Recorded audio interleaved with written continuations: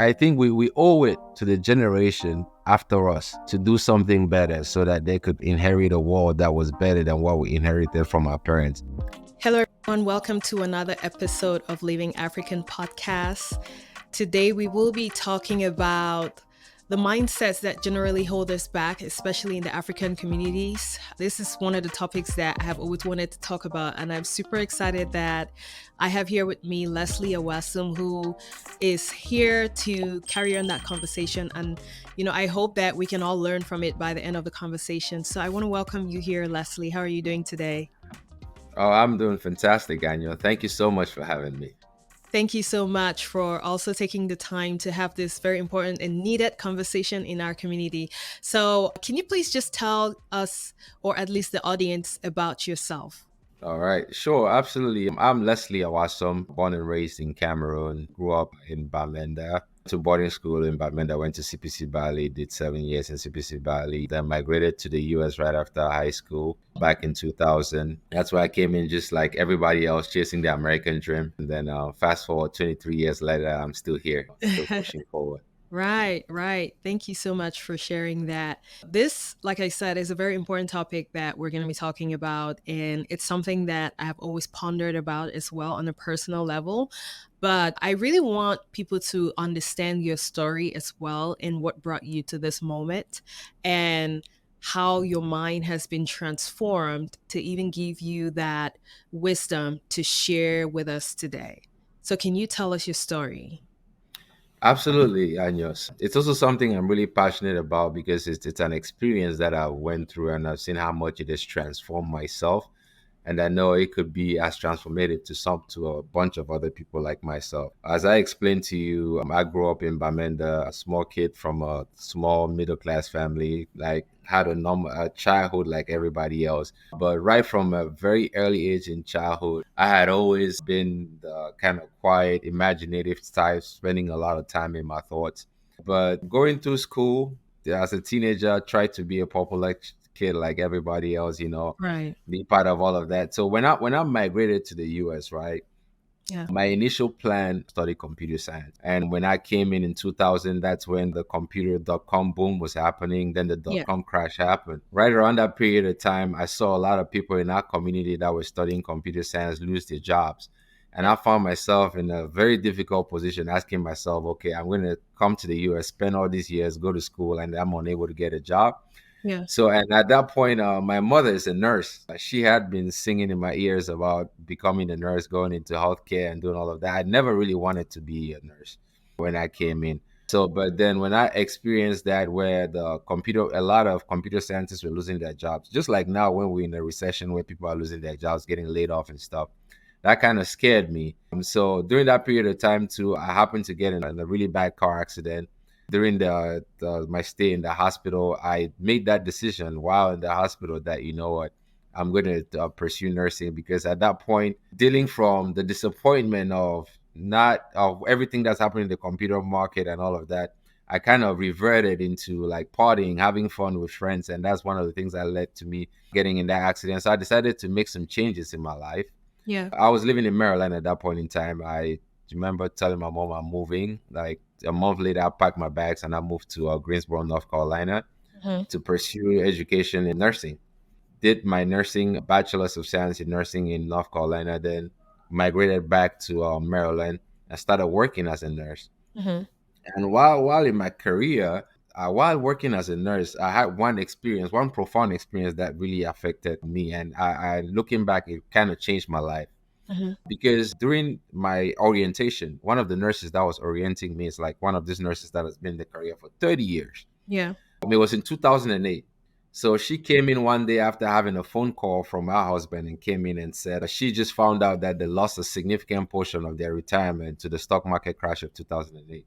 Mhm. She was planning to retire in about 3 years, and she had to push that back many years again. So I'm going through the same trauma that I went through in 2000. I'm asking myself at this point, okay, I have this job that is supposed to be a secure job. So Right. I'm going to work this job for 10, 20, 30 years, and something like this could happen to me too. And Mhm. I'm able to lose all this money that I've saved. So what is really safe in this country, right? Yeah. And at that same time, The real estate market crash of 2008 was happening. I had some friends and family members that had lost home to all the stuff that Yeah. was happening. So I was like, man, nothing is safe. What are so the thought of staying in a society, working as hard as we work, and Yes. not being able to show anything for, what are you going to do? So the natural thing was, so okay, maybe I need to start looking into Cameroon, to invest into Cameroon, to start a business in Cameroon, something to secure my future in Cameroon. Right. Yeah. So while I was a nurse, I started with some friends, started a trucking company in Cameroon, try to build, see if we could invest in Cameroon. And needless to say, that was like my MBA on the streets, because because I learned some very valuable, not just life lessons, but business lessons. It taught me everything I could ever learn. Right. It's a tough environment. Oh So yeah. so it struggled. Like, we went through every challenge that you could think of, that you could go through, any challenge that you could ever imagine somebody starting a business to go through, went through. So Yeah. while going through that, I'm like, man, this is like, what am I supposed to do? So maybe I should go back to school, get an advanced degree, then make more money that way and secure a future for my family. So I went back to grad school to study anesthesia. So I became a nurse anesthetist. 2014 December, I graduated. Started working Hmm. December 2015. Hmm. So it's a great job. I love it. It's a great Right. job. The pay is very high. Hmm. I'm making a significant amount of money, way more than anything that I ever made as a Hmm. nurse. But this question kept coming back to my mind. I kept asking myself, like, 1 year into my career, I'm going to the hospital every day, 12 hours shifts, 16 hour shifts, sometimes even 24-hour shifts. Hmm. I keep asking, is this what I'm going to be doing for the rest of Rest my of your life? life. Yeah. Am I going to miss out on my kids, miss out on life, like just doing this, then someday hope to retire and be happy? That thought did not just settle well with me. Like, Hmm. I actually felt depressed Yeah. thinking about that. Out of curiosity, one day I'm scrolling through my phone in the hospital while I'm in the hospital. I came across an article. It says some guy called Robert Kiyosaki that wrote a book called Rich Dad Poor Dad has written another book that Hmm. is good for millennials that are high in student loan debt or that don't understand the financial system. I'm like, well, that's me.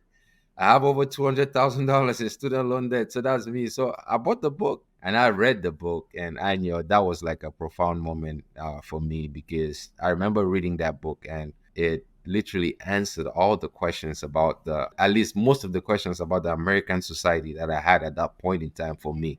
Yeah. Right. I was at that moment where I was ready for information, and that book, right, answered a ton of questions for me and gave me like a pathway. Right.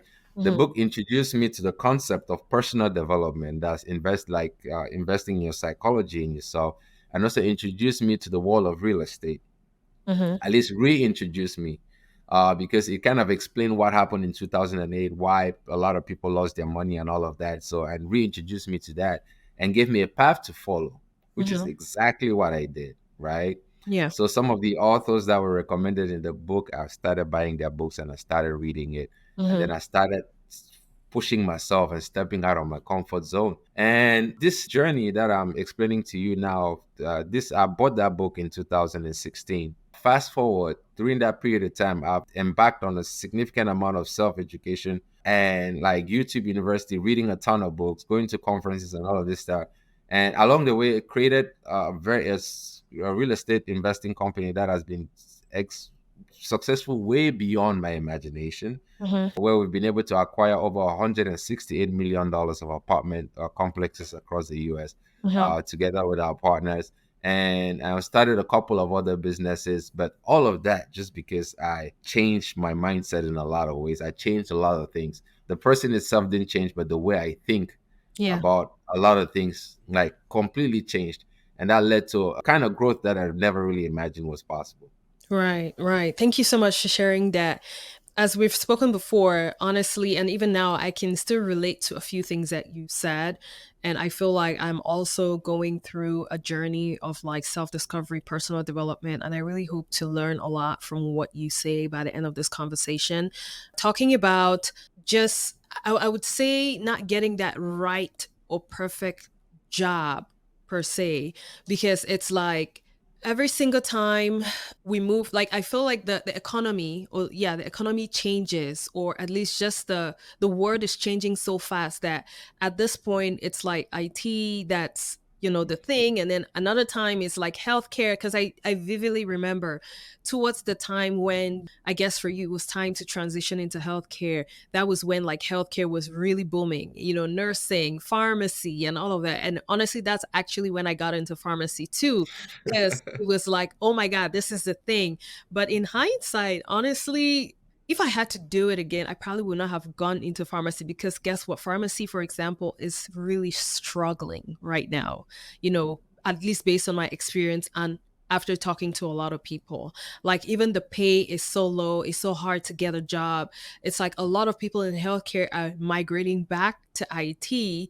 So there is that shift that's coming, and things are going so fast, and it's just so hard to get a grip of like what is the right thing to do. And also on my part, I've had this conversations with myself time and time again, like, is this what I'm going to do for the rest of my life? I'm missing out, especially as a parent. I'm missing out on a lot of moments, a lot of things with my child or with my family, and by the time it's time to retire, everyone has left the house. I feel like I'm also in one of those hard spots where I have to make hard decisions, and it's such a very tough transition and such a very tough moment of like really sitting with yourself and thinking and trying to trust yourself to make the right decisions that will impact your future 10, 20 years down the road, and also give you that space to spend with your family, and also to know that you've done the right thing, right? Because I feel like one of the mindsets in our community is that we have that fear to think outside the box, and we have that fear of regret, right? We don't want to regret a lot of things that we do, so we tend to take the safe route, you know. And in this case, honestly, the safe route to me, which I want us to talk about, is that conditioning that we have had since when we were growing up, that okay, you go to school, you have to stick to this career, and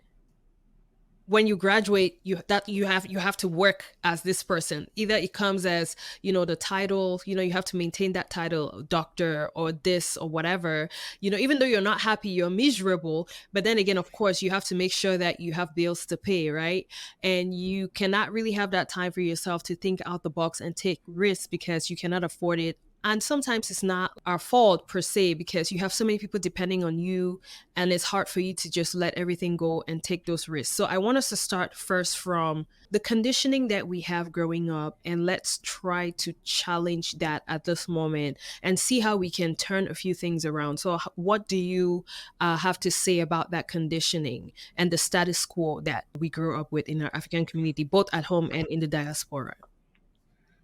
Yeah, that's a very very great point, because it is also something that I struggled with, and trust me, what you learn is the toughest battles are the psychological battles, Yeah. because you realize that it's only the way it's in the information that you gathered and the way you think, those are the things that actually hold you back, Hmm. rather than anything physical or anything outside. I'll have to say that our parents taught us the best of what they know. I've come to learn that it is I think it's the place for one generation to take the next generation to a place higher than where they were before. But it's also a place now to take full responsibility and say, you know what? Our parents did their best. They brought us to this point. Now, what is next? The tendency is, and having a career or job, or getting a job that you pay for, that is stable, that you could take care of your family, it's not a bad thing. And there's some people that really enjoy their jobs, that really love what they do. They're passionate about it. They want to get up every day and go to work and earn that salary and take care of themselves. And that's all fine. But for people like us that are in this space and feel like we're stuck in a hole, right? But because we're in this community, and the other thing is we don't see somebody else that looks like us, that is Yes. doing something else that we want to do, it becomes Yes. like a very foreign concept, right? I Yes. know. I've had an interesting conversation with some of my other friends, and they say, like your future in the U.S., right, or Hmm. wherever country you migrate to, highly depends on who picks you up from the airport. Hmm. All right. Interesting. Yeah, because that is you coming in like with like curiosity, excitement, Yes. and then somebody's telling you nursing is the path. This is where everybody's making money. Yeah. IT is the path. This is where everybody is making money. Then you go to the community and you see everybody else around you is doing exactly the same thing. And that's what you end up doing. From my personal experience, what I'm here to say is that if you are one of those persons in our community that is thinking, okay, I'm doing this doesn't make sense for me. There has to be more for me. I'm telling you that there is more. Right? There is more. Like see, back in 2010, 2009, after those whole experiences that I went through, I used to say, oh, the American dream is a scam, it's all a lie, it's all of this. And that's why I said, let me go invest in Cameroon and try all these other things. Hmm. Hmm. But what I've come to realize is that the American society that I saw with my lens at that period of time was less than 5% Hmm. of what is truly available for us out here. And our community, we have some of the smartest people here in the US. We work hard. It doesn't Yes. matter what career you're going to, we work hard. You see, most of us, two, three, seven jobs. We Yeah. spend a lot of time working hard. We have the discipline to be successful, right? But now the question we got to ask ourselves is, why are others doing some great things? Like, why is somebody going and buying a whole stadium? Or why is somebody going and building 3,000 apartment units? Why are they able to do it and we're not able to do it? And then we'll start coming up with some other excuses. But what you realize is, at least from my experience, what I've come to realize is we can do it too. We can do other things outside of the regular path of job, going and doing other things. And all of us that have jobs, we're working for somebody else That's true. Hmm. that owns a company, and what you realize is that person is no smarter than you. A lot of them, you are like I said, when it comes to intelligence, hard work, discipline, the African immigrant community is probably one of the greatest. But then the problem is the scope of our thinking, the scope of our perspective, our imagination of how big we can go is Yeah. small. If you think that being a pharmacist is like the big accomplishment, that's what you're going to Yeah. work towards to, and you're going to accomplish it. Yeah. If you think being a nurse is that big, that's what you're going to work towards. We got to start thinking outside the box, start thinking big, and working together, and helping each other. The Yes. people that have been able to do it before have to reach back out and teach the others and let everybody know it's not impossible, it's not difficult. I think that's one of the things that we struggle with, because people get to some level of success and they don't want to teach the next person on Others. how to do it. Yeah. That's very true. Thank you so much for sharing that. Now, with respect to even choosing what kind of career to do, right? I feel like we have a very limiting mindset when it has to do with that. It's either doctor, nurse, pharmacist, lawyer, what else? Like you don't really see entrepreneur or business person or and also I remember growing up, we looked down on a couple of jobs, certain jobs. I mean, I would just say we as a community, but I personally, and I believe my siblings, we didn't because my parents actually forced us. We thought we were like, we felt embarrassed actually back then going there because every holiday, we never went to holiday classes because we already did well in school. We never really went for holidays. Like even before we went for holidays, my parents made sure that my sister and I, we went to back market, like to the market to learn how to do hair. We went to like a seamstress to learn how to sew, and all of those skill sets actually are paying off right now. But back then we were so embarrassed. My brother went to the barber to learn how to shave. He even went to the mechanic to learn car parts, things like that. But those are kind of the skill sets that we looked down upon in our community growing up. And now you see, you have fashion designers, you have like a lot of people that have like very big businesses out of these skill sets, and these are the things that I feel like if they were encouraged in our community growing up, we would have had way more successful entrepreneurs than we do today. And again, like you said, not saying that having any of these other jobs are bad, but I feel like a lot of us were robbed off of our true passions just because of the way the society looked at these skill sets, or just the way we classified the skill sets as belonging to people who are uneducated, because to us we thought education means sitting in the classroom, right? And studying, and literally studying things that were not even applicable back home. Like we're using Western books to study. And even when we come here, we still have that mentality that, hey, you have to do just one of this four jobs or something of that sort. So, what do you have to really say about that? And how can we really move that mindset right from infancy or childhood? Yeah. That's a great point, right? Because what you realize is like the things that you learn from a very early age is what stays with you up until this point. Like what I Yeah. realized that the journey of growth, if you want different kind of growth than what you're having, the journey is not about, it's not necessarily about learning new stuff. It's about unlearning a lot Mm-hmm. of the things that you learn along the way, right? And Mm-hmm. one of those things is like our view of entrepreneurship. If you think about it back home, most entrepreneurs like went into business out of necessity, right? Yeah. So like well, most of our parents that were entrepreneurs, they went to school so that they could send us. They went to work so that started a business so they could send It's us to school, the school. Yeah. right? So the business was just a means to survive the family. None of them really looked at that business as something that they could scale or grow bigger, right? Mm. Like somebody maybe selling puff puff did not think that this one could take my kids to school. Maybe I should start something else and employ somebody else and have like a franchise of puff puff Franchise sellers. of Like, yeah. you understand what I'm saying? So Mm-hmm. Mm-hmm. it was very limited about Growth taking care of mindset. the family. Exactly. So we grew up looking at it negatively. I'll give you an example. My very first business that I ever started was selling aloe vera, right? When Yes. aloe vera was like crazy in Cameroon. And I started it just because I needed some pocket money to go party with my friends. Mm-hmm. And my grand uncle had a farm of aloe vera in the backyard, but I could not see myself carrying a tray in the market selling aloe vera. Mm-hmm. So what is I ended up harvesting it, get kids in the neighborhood to go sell it for me, and we split the profits.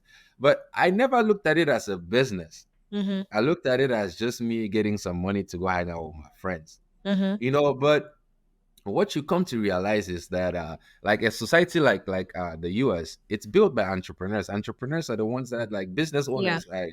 So if you look at a business owner here, he's not doing a business just so he could survive to take care of his family. People are creating businesses to have impact, to change the world, to like build wealth for generations upon generations to come, Mm-hmm. right? Most of our business owners back home, it's like after one generation, the wealth is gone, right? Yeah. So That's we're true. not, yeah. So we're not looking at entrepreneurship from a long term mindset. It's more like a means to an end, and we put more value on like certificates, on degrees, on stuff that we could put on our wall. But I like is the conversation that I have with my wife here at home. Like, if I fall down today and die, what are my kids going to do with my master's degree?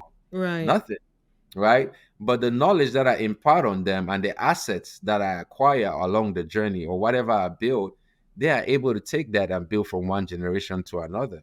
So I do feel like in our community, we got to start thinking about that. Like, we got to start thinking about building legacies.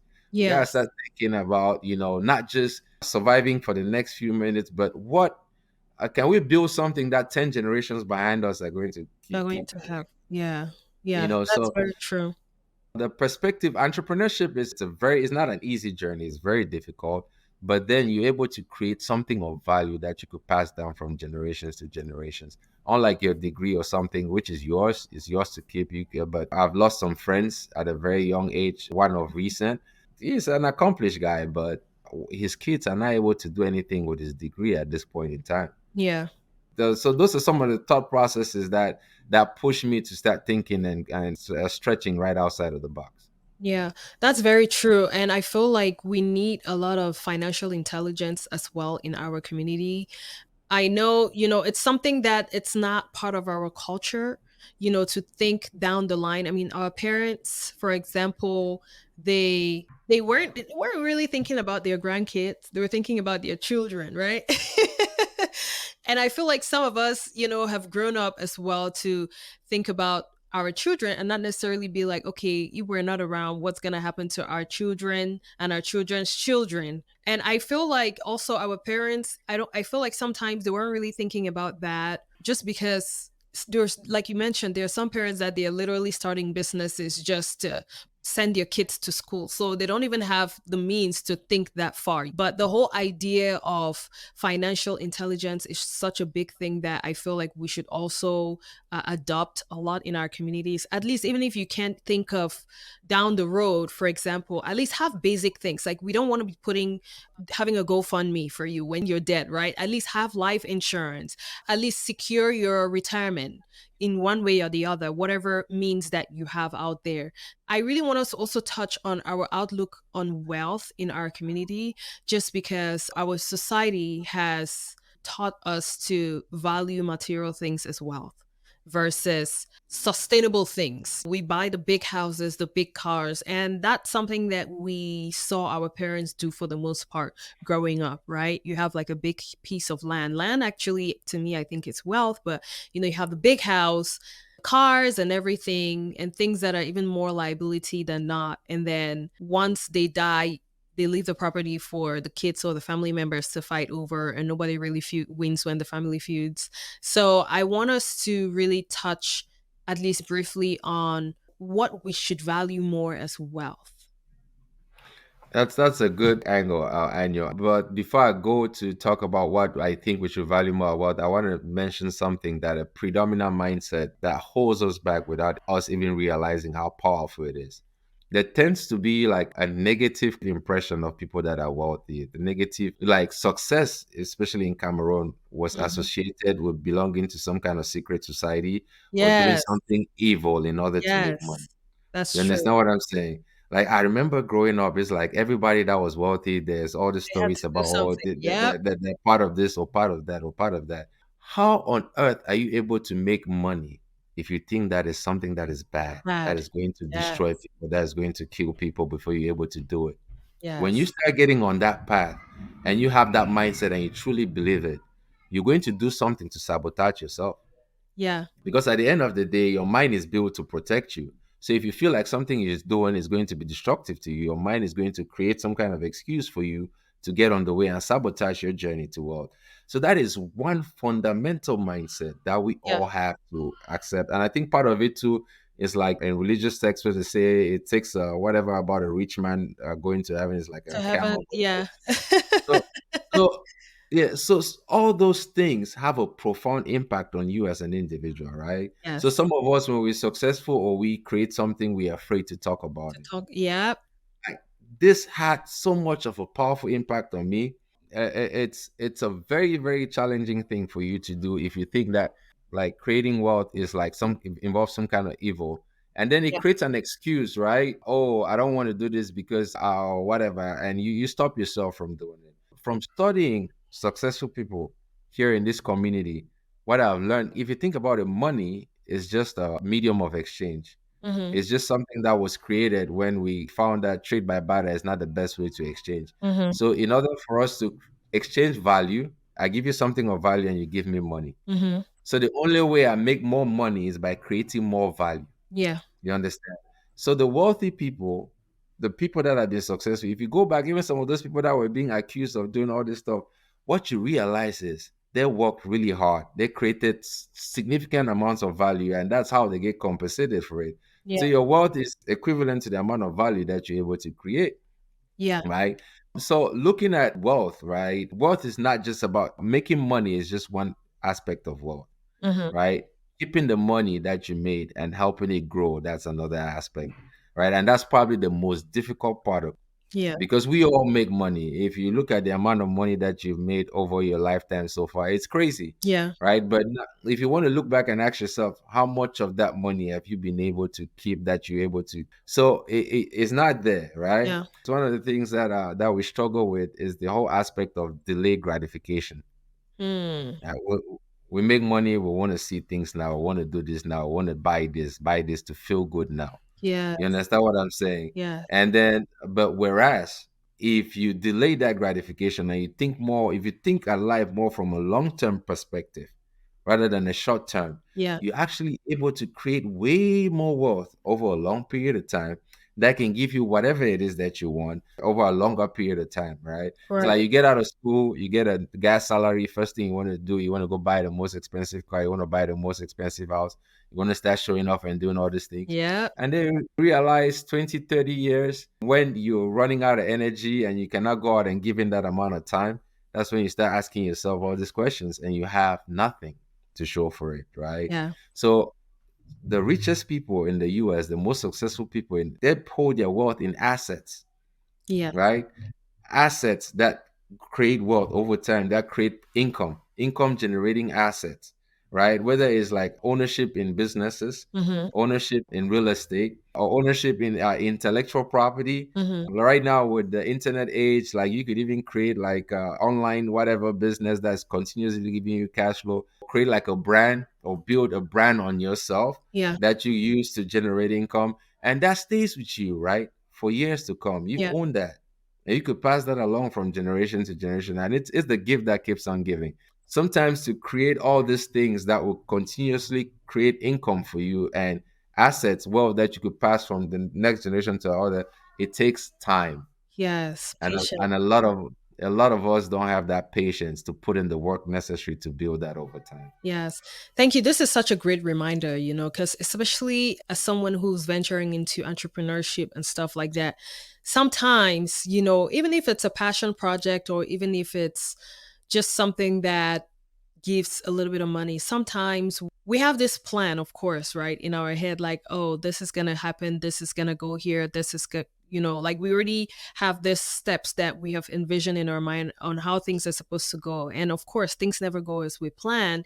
When we actually don't start seeing the return ASAP, then we start getting discouraged and stuff like that. And I feel like in times like that, I have to remind myself and reconnect with my why, because especially in this social media era, it's extremely easy to, lose track of why we even started to begin with, right? When we see other people show their success, which doesn't necessarily mean that they're truly successful, we tend to compare ourselves with one another, right? And I really want us to get into that comparison because I have experienced and seen as well a lot of comparison amongst us in our African community, especially us who grew up back home and we were in the same vicinity, like in boarding school, we were all together. It's like everyone is trying to prove themselves as more successful than the other, or everyone is trying to, my previous conversation with you, everyone is trying to make sure that they're not the last at the bottom. And I honestly feel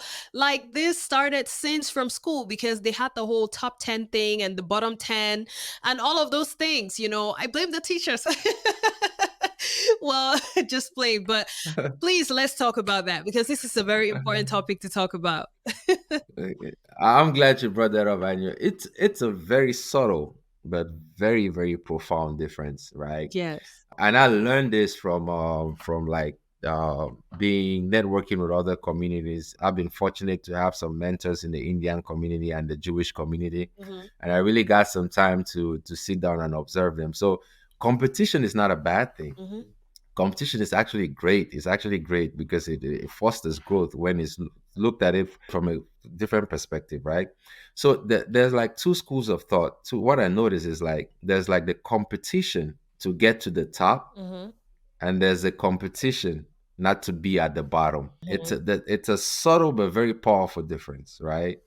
In societies where the predominant theme of competition is a competition to get to the top, what you realize is there's a lot of collaboration. Why in communities where the predominant theme of competition is the competition not to be at the bottom, that's where you start seeing a lot of this where I go to the top, I don't want to tell this person, I don't want to hold this person back. Yes. And our level of achievement is very, very low because as long as I get here, I become a doctor, Yes. and nobody else surpasses me. That's where I stay. As long as I'm the top of the society, being viewed as the top of the society as a doctor, I don't need to strive for anything else. Mm. You understand? But now in these other communities where it's like we gotta get to the top, figure out what's going on, like be at the top, not just in our community, the top of the world, Yeah, like the dominant community in the world.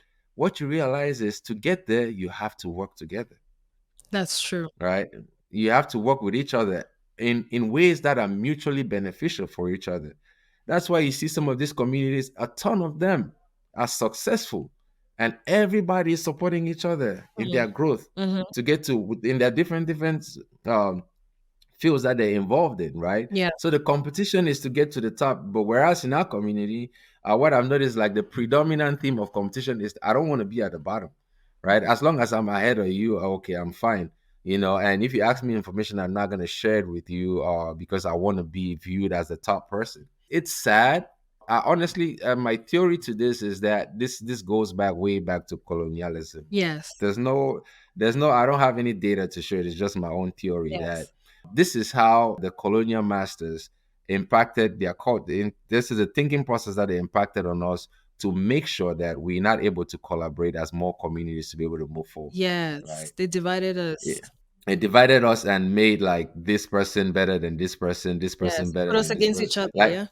yeah, like for example, even if you go to Cameroon right now, you look at the different tribes. It's like Tribes. there's Yeah. a hierarchy. There's a hierarchy, Yes. right? It's like what, and the person that is at the top doesn't really care as long as he's at the top. Yes. What the country might be going to shatters, whatever, as long as I'm at the top and this person is at my bottom, I really don't care. Yes. You understand? So, and that translates into, we take it for granted, but it translates into everything we do in life. Yeah. It translates into how we approach the society when we get out, Yeah. and then we might want to show off on social media and say, I'm doing all of this, but at the bottom line, in the inside, Yeah. like we're suffering, Yeah. we're struggling, Yeah. and what people fail to understand is even if what I'm showing on social media is true, I did not just wake up with a twinkle of a finger and got there, Yeah. right? It took time Yeah. and effort. Anything you see is possible for you to, because somebody else did it. That means you can do it. Yeah. But it takes time and consistent effort.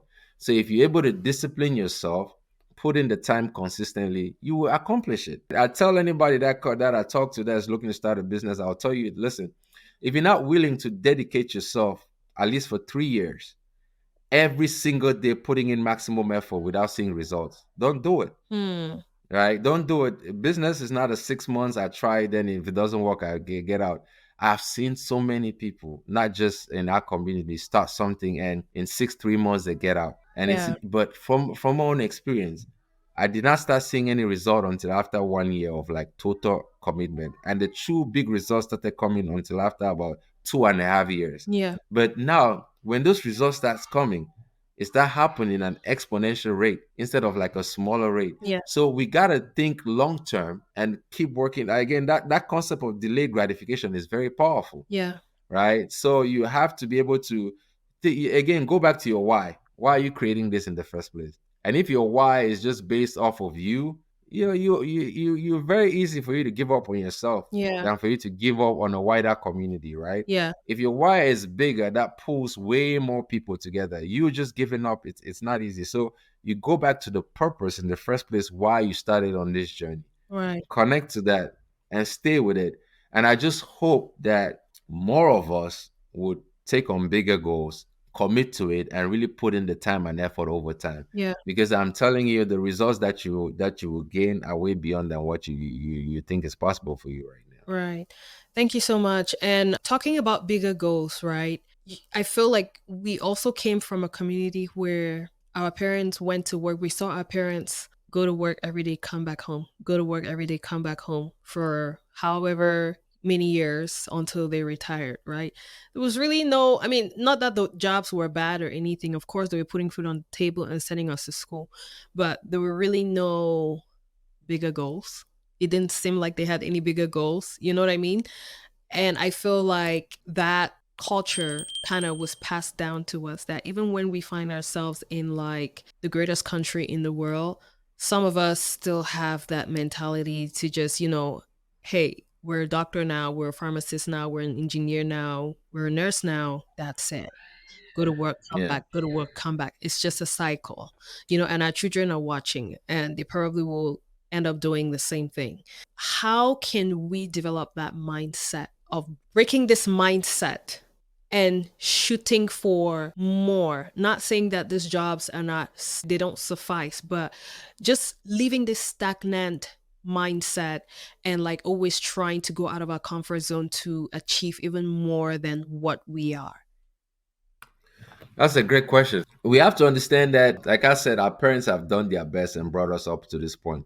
It's our responsibility to move it to the next level.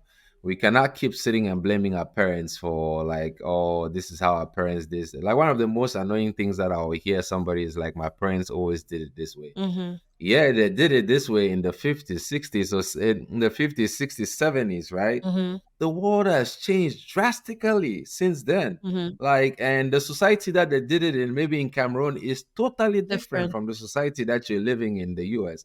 At least give them credit that whatever efforts they did or they work hard, it brought you to where you are Yes. in a land of tremendous opportunity. Yeah. So it is our responsibility to take it to the next level, Yeah. right? To whatever that level is. Mm-hmm. Like we're talking about being comfortable going and getting a job. Yeah, that was relevant back there. For example, being a pharmacist or being a nurse anesthetist, which I am. Mm-hmm. Yeah, that was great career 20, 30 years ago. But I have a news for you. Mm-hmm. Artificial intelligence is coming. Yes. And all these jobs are at risk. Yeah. We are all at risk, whether you want to accept it or not, right? Yeah. Pharmacists are going to get replaced by robots soon. Yep.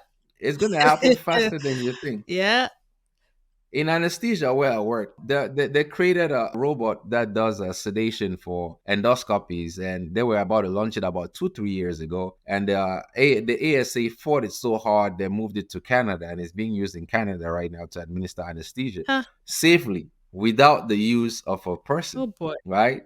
And the only reason why it didn't come to the US is because they have a good lobby organization that fought it. But I have news for you. From being in business and seeing how business works, as a business owner, what I care about is efficiency. Yeah. I want the best profit for the least amount of expense. If a robot can do something for me much better than a human, and I don't have to pay health insurance, pay all these benefits Yeah. to that robot, I am going to go for a robot. Oh boy. So eventually, it is going to get there, right? So if you were not scared before, now is the time to get scared. But don't only get scared.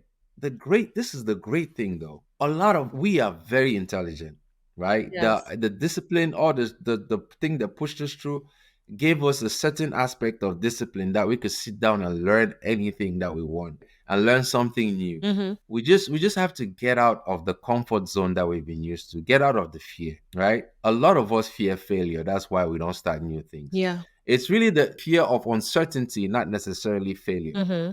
because your job provides you some kind of certainty. You go to job Monday through Friday. Mm-hmm. It's predictable. Going in there, you know where everything is at. Everything has been structured for you. You do what is predictable for you, and at the end, you get paid for it. Mm-hmm. Stepping out and going to go start something new, it's unpredictable. You don't know what you're going to get. And you might think you have a business plan. Like Mike Tyson said, everybody has a plan until you get punched in the face. Mm. As soon as you launch something, you get punches from 10 different angles. What are you going to do? So that unpredictability, people get scared of it and they back out and they stop. Right. But what I've learned is it's not that crazy, right? It's not harder than going to nursing school or going to anesthesia school, becoming a doctor. It really is not. Yeah. What I do in the hospital is if I mess up, somebody dies. Yeah. In business, it's not that way. You could make mistakes, you could fail, you could start. As long as you have a bigger purpose, a bigger why, you can do much better. And you gotta go out there and serve the community, Mm-hmm. right? Instead of serving the small group of people that you're doing with at your job, think of how the bigger ways we can serve. Our continent, Africa, needs us to think in this way, right? Yeah. I think Africa is like the next frontier. We're not doing it. And I'm seeing in business circles, I'm seeing Americans rushing to Africa. Africa, yeah. They're coming up with all these great ideas, and they know that Africa is the next frontier, right? But we have to challenge ourselves as Africans to think bigger, like to be able to think of ways that we could move our society forward. Yeah. Not ourselves, but our society forward. And remember what I said is like wealth comes from creating value. Yeah. If you're able to create solutions that move society forward, the money is not going to be the problem. We got to be thinking bigger, push ourselves, because failure is a great thing. Welcome failure. Yeah. Go out there, try, and do not be afraid. And even if it means you stepping out of our community, networking with other communities that are doing it better, and then you learn from that and bring back to our community, that is great. Yeah. That's what I've done. When I started my journey, I would not tell anybody because my mind was not strong enough to deal with the dissenting voices, with the fear voices. Right? Mm. The people that love you the most are going to try to protect you Yeah. from your own future. But because that's what they know, what they know. They don't see what you're seeing. Mm-hmm. So they're only going to come from a place of what they know. Mm-hmm. But if you feel it within you that there is more, go out there and do it. So now, then when you do it and then you're able to push through that fear and do something big, now the next person can look at you and say, you know what? Yeah, I know this guy. He's not strange. He did it. So maybe I could think to do it. Yeah. We desperately need that in our community. Desperately need to be thinking big and pushing ourselves forward and learning from each other and getting better. Yeah. Yeah, I totally agree. Now, let's talk about just digressing a little bit because I totally believe that all of what you have said, which is very impactful, and all of the experiences that you have also had have been greatly influenced by the books that you have read. And I want us to talk about the power of reading because that's not something that's existent for the most part in our community. So, I really want to know your thoughts on how reading has impacted you and also how our community can actually greatly benefit from that. Oh, absolutely. This is a great one. Actually, reading is powerful. It's popular in our community. It's forced on us. We had to learn the parts of a grasshopper growing Right? up, right? So Unnecessary reading, I actually. know, I don't know what I'm gonna do with the parts of a grasshopper. So I remember when I graduated from anesthesia school. I promised myself I'll never open a book again in my life. Oh boy. That I am done with reading. I will never open a book again in my life. Because it required a lot of studying, Yeah. right? But since then, fast forward to now, in the past 5 years, I've read 10 times more than anything I ever read in my educational career. Yeah. And nobody had to force me to do it. Yeah. I'm doing it myself because the reading I'm reading is reading that gives me that I see the result. I see it happening in my life. Mm-hmm. A lot of my reading is it's focused on like psychology, human psychology, mindset, Yes. understanding some of the things I'm talking about. These are things that I learned from some of the books that I've read, and I go out and I apply it. Not just reading and thinking, but reading and going out and trying and doing these things. And then you go and you do it, and you see this crazy result. You're like, oh my God, this exists. Then it pushes you forward to even go again and learn. So it's all about reading to learn to understand yourself, right? Yeah. And like I said, the learning helps me unlearn a lot of the things that I learned along the way that were holding me back. Mm-hmm. So the more I unlearn and realize that as every human, all of us, like if you really want to understand the power of the human spirit, right? Yeah. Observe a little child. If you have a newborn baby, 1, 2 years old, observe a child at that age. The child is fearless, Yes. right? The child is persistent. Yeah. That when they want it, they want it, and they want it right now. Mm-hmm. They don't believe that and when they can do anything they want to do, right? Yeah. So you have this child that is born with a blank slate that sees the world as their playground, right? Mm. Then we start impacting knowledge on them. Stay away from this. This is bad. This is this. This is that. This is that. This is that. All those fears start developing. Yeah. I learned from one of my mentors that every human being is born with just two fears: the fear of loud noises and the fear of falling. Mm-hmm. Every other fear is learned. So when you learn that, you understand that, okay, my fear of going out and talking to people is a learned fear. I can unlearn it, Mm-hmm. right? And I could go out and do this. Okay, my fear of this, yeah, okay. Other than anything that's going to lead to danger, that's going to kill you, right? Every other fear is really unreasonable, right? Yeah. It's just conceptualized in your head. And when you go out and push against those fears, you accomplish great things. And that is what some of these books have been able to help me do. I didn't go to business school. We own a multifamily real estate company and I've been successful at it. Every part of it was self taught, from reading books, watching YouTube videos, signing up for seminars, investing in myself, in my own personal education, Yeah. right? Which is very, very important. You have to invest in yourself. That's the biggest investment you ever make. And that is gaining new skills, gaining new knowledge, getting a new perspective, Yeah. and learning whatever business skill that you want to learn and going out there and try it. So reading is very important. Like, don't go a day without listening to a book or reading a book. Yeah.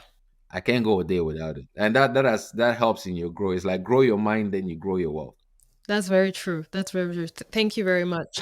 Now let's talk about your business, right? The XSITE Capital Investment. How did you come about that? And first of all, what is it about, and how did you come about it? What has been your experience with it so far? Your challenges and your successes and all of that. This is Excite Capital is like, I don't know if I should call it my baby or my dad or my mom or whatever, but it's a platform that has really changed my life. I owe a lot of gratitude to the company and the journey that I've been on. So I came about it. I have two other partners, my brothers in growth, Dr. Julius Oni and Tenny Tolofari. So back in 2017, I initially met Tenny Tolofari when I was on this journey. So he had come to sell me life insurance, and then we realized we were reading some of the same books at that period of time. Hmm. So we started connecting and talking about these books and mindset and growth. And then we decided to come together, him and I initially, to found Excite Capital Investments to invest in multifamily assets. This is like buy large apartment complexes. Hmm. Prior to that, I had been investing in real estate, buying single family houses and renting them out. And then meeting somebody that was a big thinker and that's a go getter, at least told me that we could both step out of our comfort zones and go after this. And why did we choose to buy apartment buildings? Why did we choose to go after multifamily assets? When we were in the real estate space, going to real estate conferences, we'll go to a real estate conference and you have 3,000 people, and you have about five of us there that are black. Wow. The rest are Indian, Jewish, and they're talking about buying these apartment buildings, creating this wealth for their generations, talking about all these numbers that are crazy, right?